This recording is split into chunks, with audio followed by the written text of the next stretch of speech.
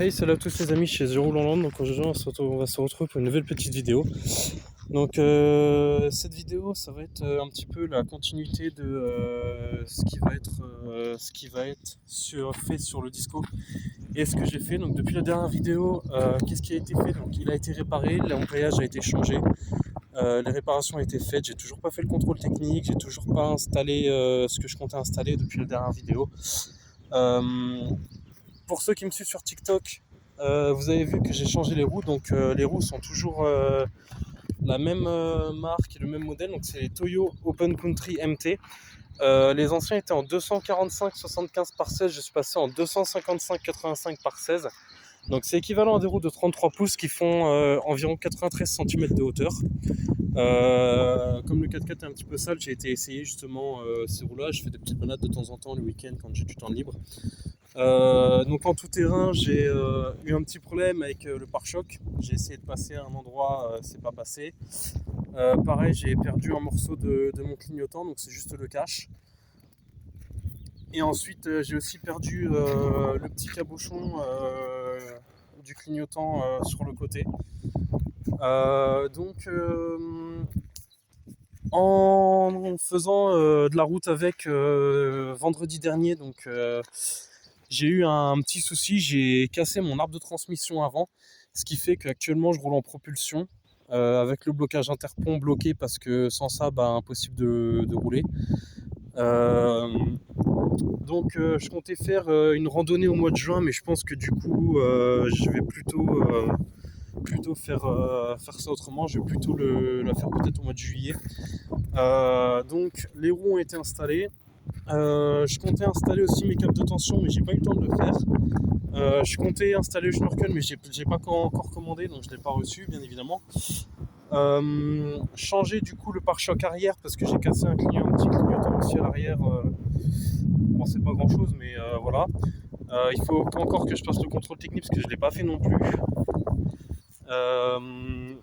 L'installation de la CB, je l'ai pas fait, donc tout ça, c'est des choses qui vont venir après. Au fur et à mesure du temps, on va pas tout faire en une seule fois parce que c'est pas possible.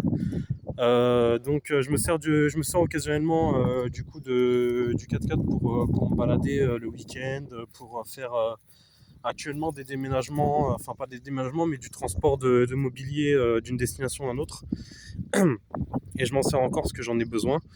Donc voilà, ça va pas être une vidéo très longue.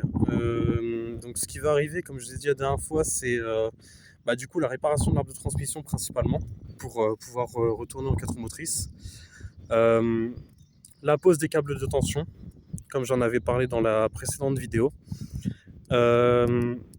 L'installation de mon antenne de CB que je compte faire à l'arrière. Donc entre la roue de secours et la lunette arrière, avec le porte-roue de secours, fixer une petite soudée peut-être ou visser une petite plaque juste ici sur le porte-roue pour faire remonter l'antenne. Après peut-être me racheter des clignotants pour qu'ils puissent passer le contrôle technique sans que j'ai eu des soucis avec ça. J'ai aussi un étrier qui est grippé, donc il va falloir que je le change parce que sinon ça va amuser les plaquettes de frein. L'équilibrage des roues n'a pas été fait quand je les ai fait monter, donc du coup il va falloir que je le fasse aussi parce que à partir de 70 j'ai le volant qui se met à trembler, donc c'est désagréable pour la conduite. Après ça, qu'est-ce que j'ai d'autre à faire? Il y a les retouches de peinture, donc je sais pas si je fais un covering complet, une peinture complète, ou seulement si je refais les parties où le vernis commence à partir. Parce que du coup je me suis rendu compte que, comme dans la dernière vidéo je l'avais annoncé, il y a les parties sur le capot, les parties sur le toit, et c'est pareil sur l'aile avant côté passager. Je commence à avoir une perte de vernis juste ici, et puis quand je regarde toutes les rayures qu'il a, je me dis que peut-être qu'un covering ce serait peut-être intéressant. Changer le phare avant, celui-ci, parce que il est très sale et impossible de nettoyer. Les anti-brouillards, donc celui-là et l'autre ils vont partir parce que du coup comme je vais changer de pare-choc, mettre un pare-choc tôle à l'avant, je pense que je vais mettre deux petits feux LED, ou bien comme j'en avais parlé, la barre LED dans la calandre. Par le biais d'un ami, il m'a proposé un treuil avec la platine qui se monte directement sur le châssis du Disco. Il faut que je regarde si avec ce pare-choc là je peux le monter. Si je peux le monter, bah, je garderai un petit peu ce pare-choc là. Si je peux pas le monter, je passerai directement sur un pare-choc métal avec la platine directement intégrée dans le pare-choc. Donc j'ai ça à faire. Bah, du coup, oui, le changement de pare-choc, le treuil à l'avant. Pareil, j'ai parlé du changement de pare-choc à l'arrière. Donc le contrôle technique et puis après voilà, ce sera à peu près tout. Il me semble que j'ai parlé de tout. Le montage du schnorkel que je compte faire aussi, donc qui part du filtre à air qui est situé à peu près ici, qui ressort et qui remonte le long du pare-brise, hein, comme un schnorkel de tout véhicule. Et puis bah, après normalement on sera prêt à reprendre la route et les chemins. Donc au niveau des roues, ça le change de gueule. Ça lui donne franchement une gueule beaucoup plus impressionnante, beaucoup plus agressif. Ça le rehausse vraiment. Moi, quand j'ai monté les roues, je pensais que ça allait être moins impressionnant que ça. Je pensais que les roues allaient être plus, enfin que ça allait faire plus petit sur le véhicule. Mais je suis pas du tout mécontent du résultat. Alors il y a des gens, je pense, qui vont se poser la question de savoir, avec la Reos de 5 que j'ai et les pneus en 255 85 16, est-ce que ça frotte? Alors, j'ai pas trouvé de spot pour faire un croisement de pont vraiment extrême. Donc le maximum que je pouvais aller, donc j'ai pas réussi à trouver ça. Quand on fera un tour vraiment, une vraie balade organisée avec du monde, etc., je ferai vraiment un vrai croisement de pont pour voir si ça frotte. Donc pour l'instant dans les ailes, pour moi ça frotte pas. J'ai retiré aussi les petits protèges bas de caisse en plastique, parce que du coup ça lui donne l'impression d'être plus haut. Et puis on m'a dit que ça allait frotter, donc je les ai retirés. Ce que je peux vous dire par rapport aux roues qui frottent, c'est surtout quand je braque. Au maximum, j'ai les roues qui viennent frotter sur les tirants de pont avant.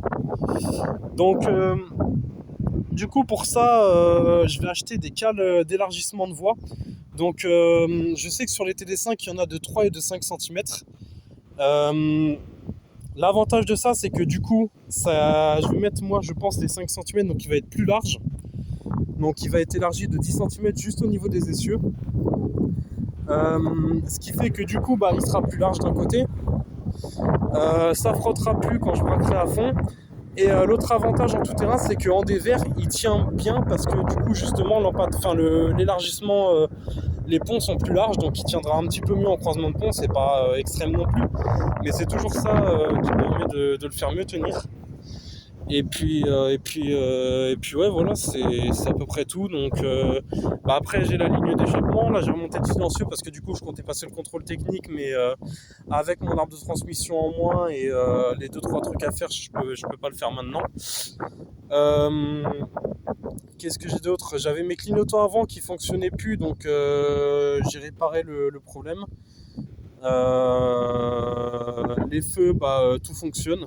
J'ai un stop à l'arrière qui ne marche pas, enfin qui marche moins bien, donc c'est juste un changement d'ampoule, ça va être très rapide. Après normalement pour le contrôle technique ce sera bon, donc le changement du clignotant avant, arrière et latéral, le changement de l'ampoule du stop à l'arrière. Qu'est-ce que j'ai d'autre? Peut-être faire l'équilibrage avant le contrôle technique, parce que je sais pas s'il va vérifier ça, s'il va voir, parce que je sais pas je sais pas comment ça se fait que les roues tremblent comme ça. Donc il y a ça à faire. Le pare-choc, je pense qu'il s'en fout.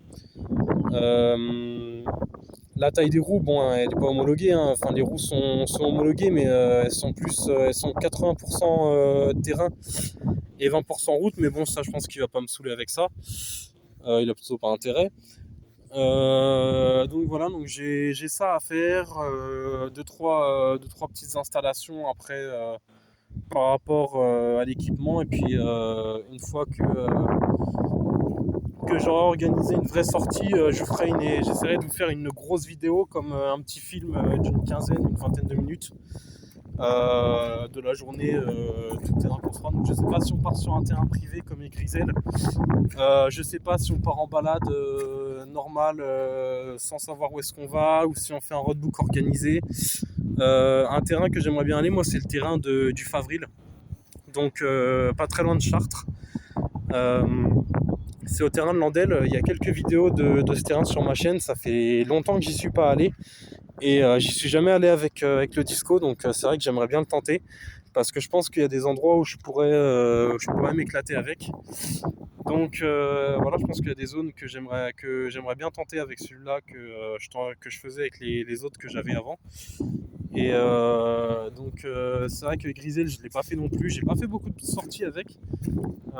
J'ai plutôt fait de la balade.